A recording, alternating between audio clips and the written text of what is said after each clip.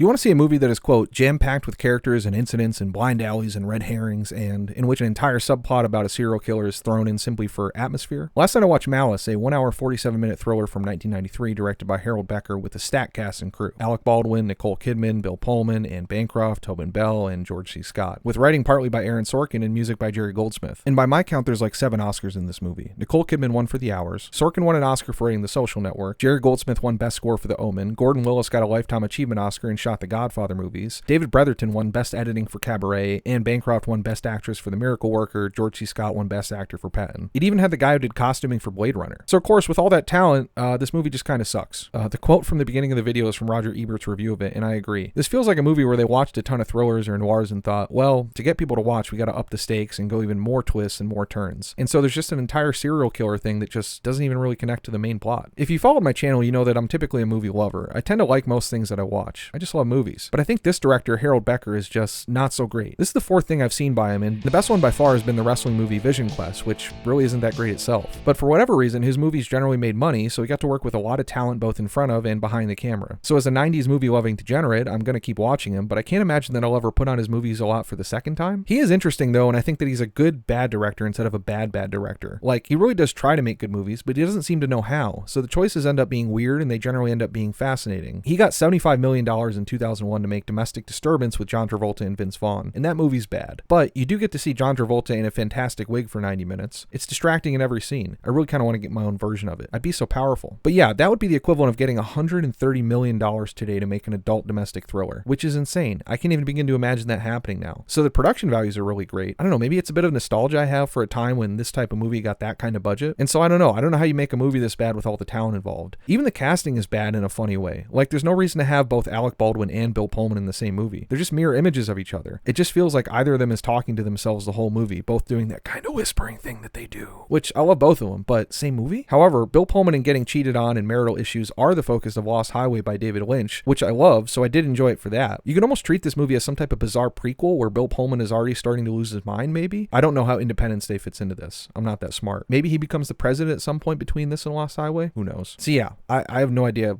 2 stars? 2.5? 1? 3? Maybe 3 because I'm talking myself into being a Harold Becker fan even though I shouldn't be? What do you think? Let me know in the comments, and thanks for watching.